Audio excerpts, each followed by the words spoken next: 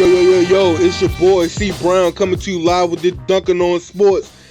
Yeah, before we get into these actual factuals of the game that, just happened, this beautiful loss that just happened to Cleveland, we're going to talk about some gaming news. NBA 2K has chosen Jimmy Butler to join Paul George and Kobe Bryant, the Legendary Edition, to be a cover athlete. How do y'all feel about that? Do you think Jimmy Butler, he deserves it, or he's risen to the status where he deserves a cover? Do you think anybody else will be chosen? Who do you think, who else might get chosen? Because last time it was 3 people plus a legendary. So who do you think the third person is going to be? And let me know how you feel about Jimmy Butler. Should he be replaced, or do you think he deserves it? Or, how do you feel about that? Because I've only seen him have one breakout season. Haven't really seen him do too much.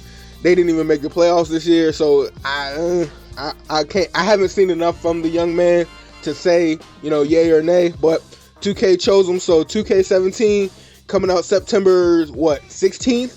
If you pre-order, that's 4 days early. If you don't pre-order it, but how many people want to get that cover? Do you want to get that cover, or do you want to get Paul George? Do you want to get the Kobe? It's all up to you. But like I said, let's get into the actual factuals of this game. The first 2 quarters, quarter 1 and quarter 2, were great. Like, it was just a great battle of, good versus evil. Like, it was just perfect. It was just beautifully, played out. It was like a ballet. Like, it was, good offense, good defense, good shots, good plays. Like, it was a nice rhythm to it.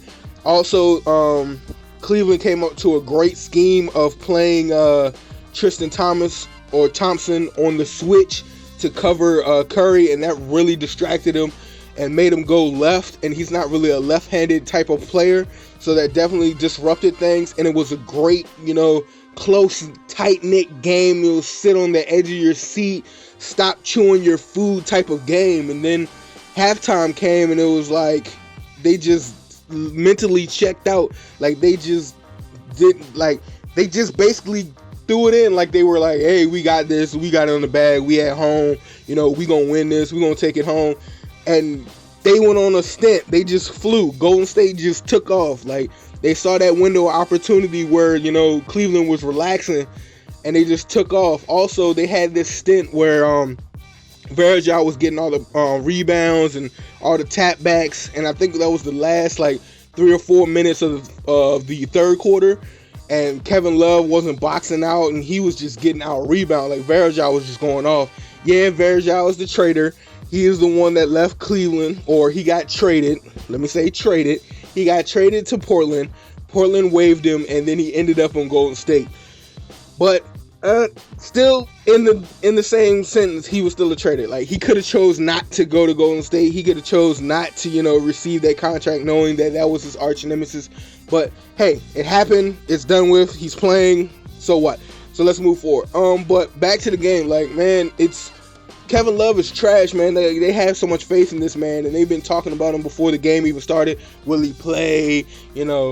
How is he feeling? Is his concussion still bad? It doesn't even matter. He wasn't even a factor in the game. So if he would have played or not played, it still wouldn't make any difference. Like, they should have never gave up Andrew Wiggins for him. He's trash. Like Kevin Love is so much trash. Like, I would have never given up Andrew Wiggins for that. Like, I know, the ownership and the powers that be of Cleveland are biting themselves for that, but it's over and done with.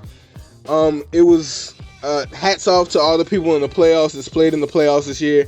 Hats off to all the records that Golden State has broken this year, and all the teams that have broken records this year and this offseason. Hats off to Cleveland.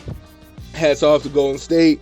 I really don't see Cleveland winning the next game at Golden State, because Golden State will be at home, and this will be game 5. I don't really see them, pulling it off, but if they do, it's definitely going to be a miracle.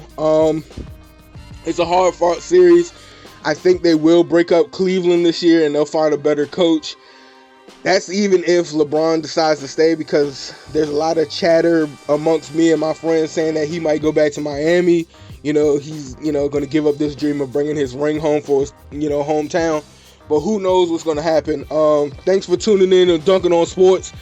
hit that like button, hit that subscribe button. Thanks for tuning in. This is your boy coming to you live with Dunkin on Sports with these actual factuals. I appreciate it, y'all. And let me know about that 2K news that I dropped on y'all today. Jimmy Butler out there getting the cover spot. Well, have a good night. Thanks for watching the game with the brother. Peace.